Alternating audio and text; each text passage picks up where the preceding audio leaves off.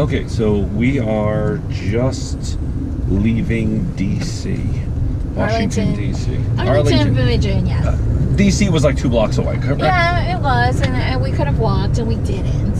And we're headed back down south, but we just left the Woodhull Sexual Freedom Conference 2017. Summit. You want to say conference, but it is more of a summit, which is unlike a lot of conventions and places we've been to, right? Right. This was much more politically driven, and when I say politically driven, I mean it was much more talking about our First Amendment rights, current cases going on.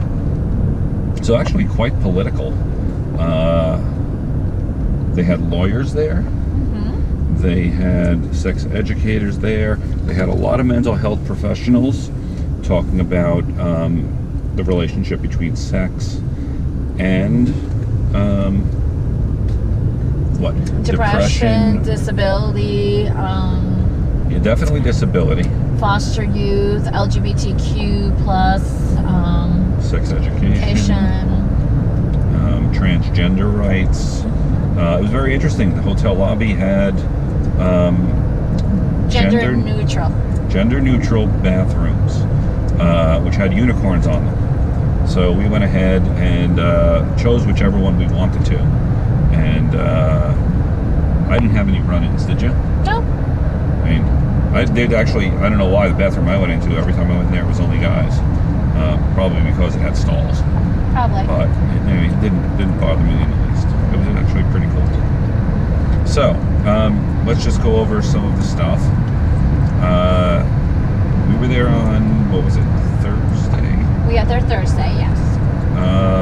Afternoon, after the first sessions. So we were there for like the evening events.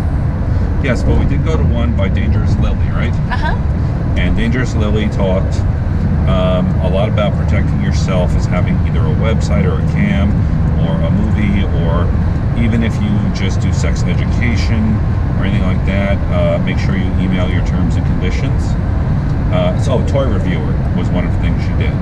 To definitely make everything legal, go see a lawyer.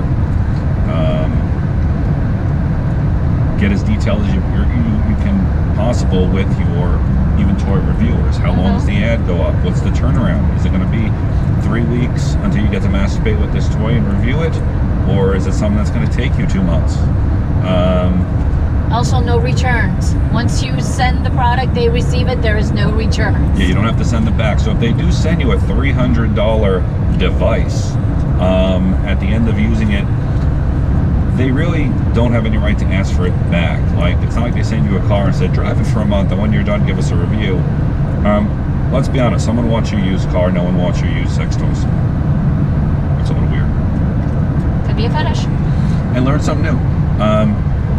That she's received a lot of legal threats by email, which is not legal. It is not binding. You have not been warned. Communication can be done through email, and discussion can be done through email, but an actual, we're going to take you to court, that needs to still be delivered by, what is it, the courier? Yes, my courier. Or certified mail in some way to say you did receive it, because email is not considered that reliable. So that was all of Thursday. Friday we did the opening ceremony, and even in the opening ceremony, it was nice. They talked a lot about Christianity and sex. You were there with me, right? Yeah. Stuff like how there was no association between sex and sin until the 5th century. And that's when Christianity started to say sex and pleasure was a sin. Before that, it wasn't. That sounds like that religion class you took. Remember, you went to the religion class, and I went to sex working. No, and believe it or not, this, because we left early, was the opening ceremony. Oh, okay. Because that's when they were even talking about King Charles and the Puritans. Oh, yeah, sex and the Constitution. Yeah, sex and the Constitution. Right. So, sex radicals. Doesn't that sound horrible? Usually that just means free thinkers. But anyway, the Constitution has sort of been warped and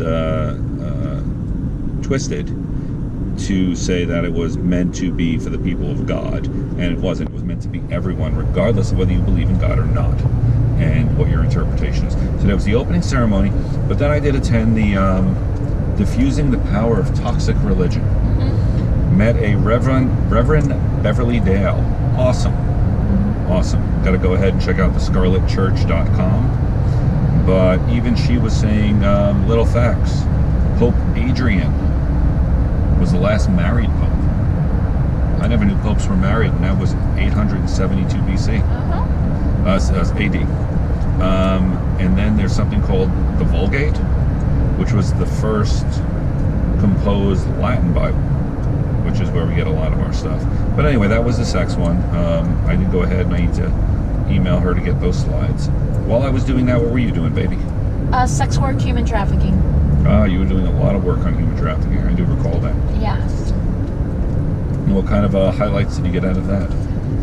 Highlights was definitely the law is skewed to separate sex work and labor work as two different things, because people do not want to acknowledge that sex is labor. So there is in the world, I don't remember the exact wording for the human trafficking. It's completely different here in the States because they broke it down to sex trafficking and labor trafficking, because they do not want to acknowledge sex as labor, which is bullshit, because if anyone's done any kind of sex work or whatsoever, the emotional, physical, mental investment you put into, you know, working it, yeah, that's quite a bit. So interesting, just, you know, describing the different types of sex work and how it is and how it interprets into sex trafficking. Just, there's very few blur lines in it, so it was really cool. Interesting. Okay, so you went to that one. Then we joined together and had Jules talk about polyamory. Right. Stuff like the relationship escalator. A book that we probably want to look at called either Open Up or More Than Two. More Than Two is the more popular one. That's what they use in the mental health field a lot. More Than Two. But there's a word I heard of, and I was hoping you could help me with it. Decolonizing. Decolonizing, which is basically getting rid of the separation of color. That is how I've heard it. It's basically, you know, integrating all races together. Interesting. I gotta look that one up, because I've heard that when it was decolonizing race. Right. I thought decolonizing was a verb, because then I also heard decolonizing desires. And I know colonizing, I still think colonies. Right. I'm not sure what they mean by decolonizing. We're gonna have to do a little work and research on that. Right. So, but I heard of an interesting book called I Love You, the Purplist. Yes, I haven't heard that one, so kind of intrigued on that.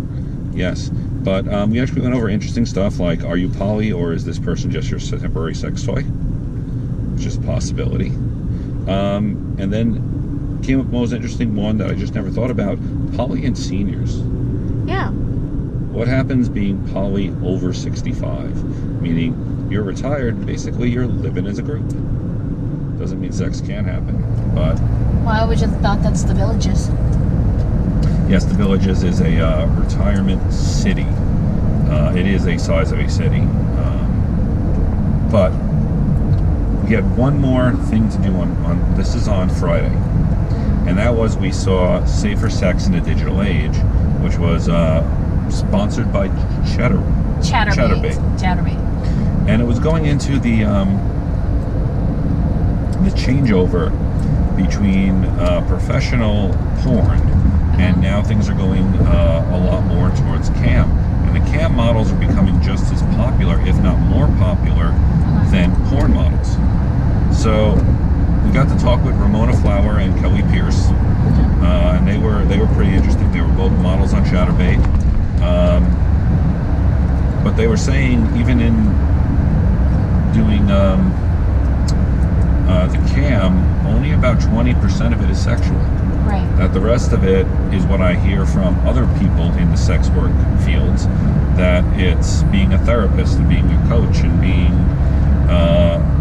a friend, and you know, so much more goes into it. And even if you're on the camera for 3 hours tonight, there's an hour of makeup, and they're staying fit, and there's all this other stuff that goes into it. So that was Friday. So, and then there was, let's see, any other thoughts on Friday? Not at the moment. Sorry, I'm concentrating on driving, so. Okay, I'm just doing a little summary here, and that's fine. Driving is kind of hectic with the aggressive people and, well... dumbasses, sorry. And extremely non-aggressive people who decide that they want to be in the far left lane, the fast lane. Well, that's a bad mix. Yeah. Oh, but we were talking on, let's see, unhacking sex positivity in the post-truth era. Let's see. So, we went to one called Giving a Fuck, a conversation about prioritizing sex during trying times. And it is true, we live in a society where sex and pleasure on the whole is something to do when things are good.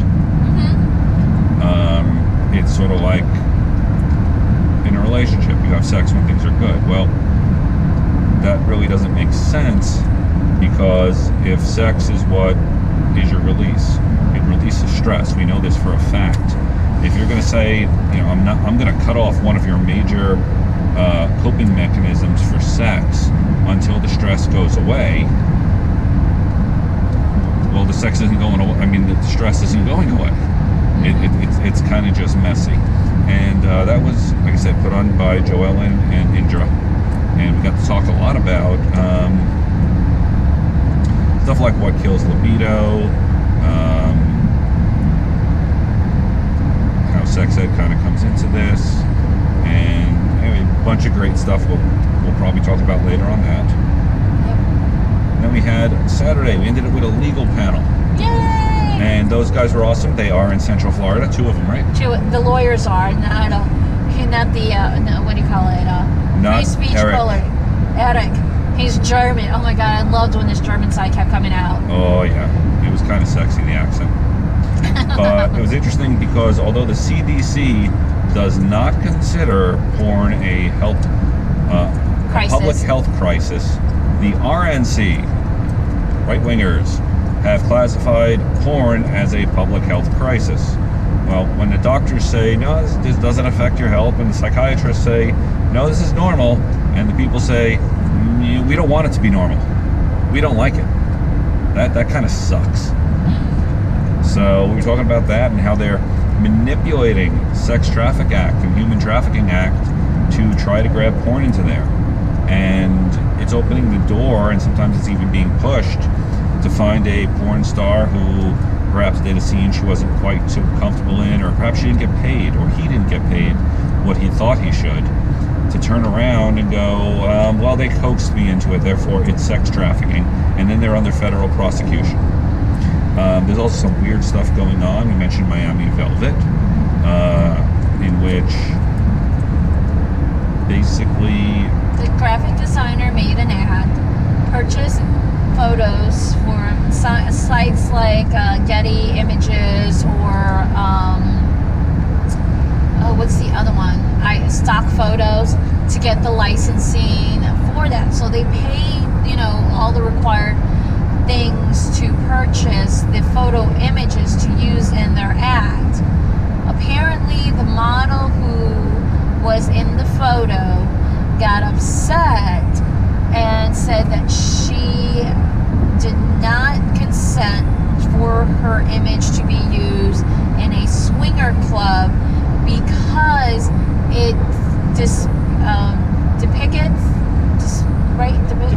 depicts that she is actually a patron of the swing club and attending, so people would assume that she will be there because her photo is on the marketing materials of Miami Velvet.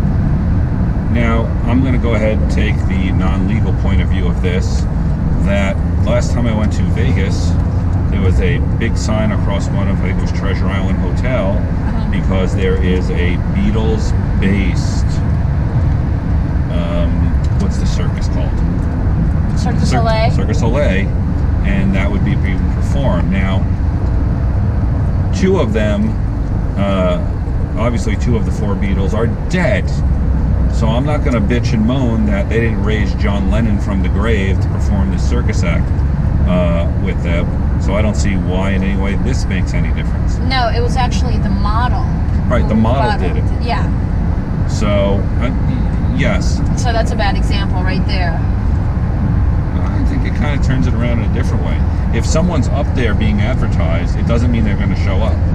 It doesn't depict that that's happening. Just because I see Cindy Crawford drinking a Pepsi doesn't mean if I go down to the local gas station and buy a Pepsi and turn around, Cindy Crawford's going to be there buying one too. Oh, damn it. That would be nice. Cindy, if you want, call me. We can do that. But that would be a really strange expectation. Right. But anyway, there's something called Section 230, which has to do with the responsibility for third-party content. Stuff like if someone posts child porn onto their Facebook page, Facebook isn't the one federally responsible for that. Well, companies like that, Facebook has a huge team of people that do go through and quickly remove that stuff. Not to say the smaller companies don't have the same responsibility when they're told, hey, there's child porn, get it out of there.